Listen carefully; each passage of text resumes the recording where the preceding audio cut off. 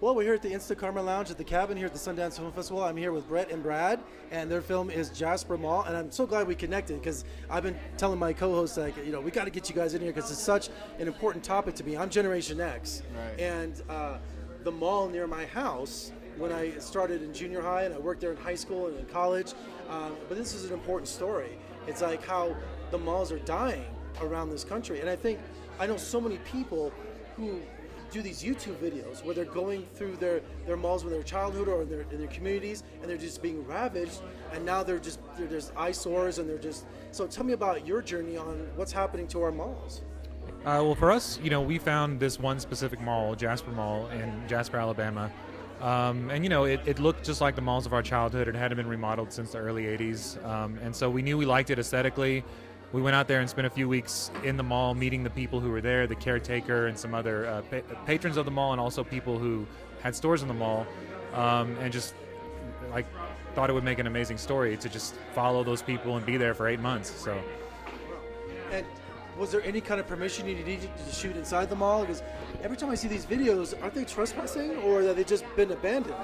I think probably the ones you're seeing are probably trespassing, maybe, but we worked with the owner of the mall and told him what we were doing, and he was cool with it, and so we got our location release, and then we had to clear each space that we went in, and if they wanted to participate, we'd go in and do it, and if not, we would just move on. But all the stores that we were really interested in were privately owned anyway, like Robin's Flower Shop, for example.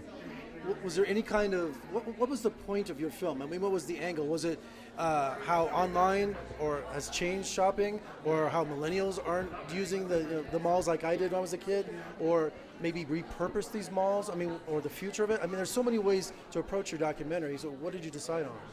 I mean, I think all that stuff is more of an undercurrent in the film. Like, of course, we know that online shopping has impacted malls, and we know that a lot of malls are dying across the country. But for us, it was more about just getting inside of a mall, kind of stripping away all the colorful nostalgia that led us there in the first place, and just getting to know the humans inside of it, like the people who are in the mall working. It's their day-to-day life.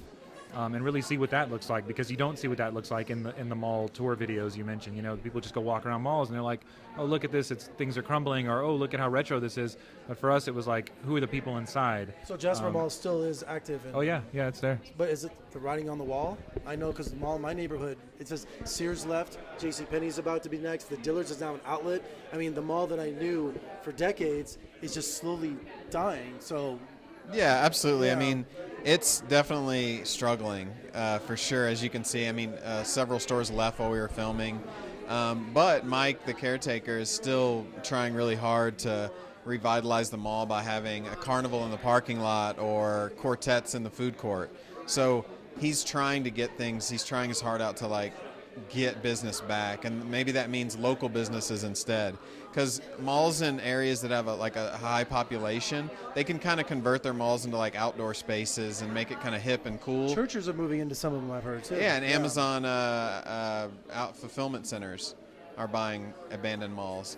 But for us, this was kind of a love letter to malls that we went to as a kid, and the way we used to spend hours in malls, and just going to Aladdin's Castle and Tilt and all the video game places, and just it's really, we kind of felt at home there. So it's watching Stranger Things 3 season 3, the whole show was in the mall, and it just brought back so many great memories for me, and I wish the kids could experience that. But now they're doing Google Hangouts at home. That's how they hang out now. They don't hang out at the mall, they hang out on their phone. So it's crazy, but great job, guys, and I think this needs a lot of attention. So thank you so much. Thank you so much. Thanks for having us. Good luck with the rest of the festival. We appreciate it.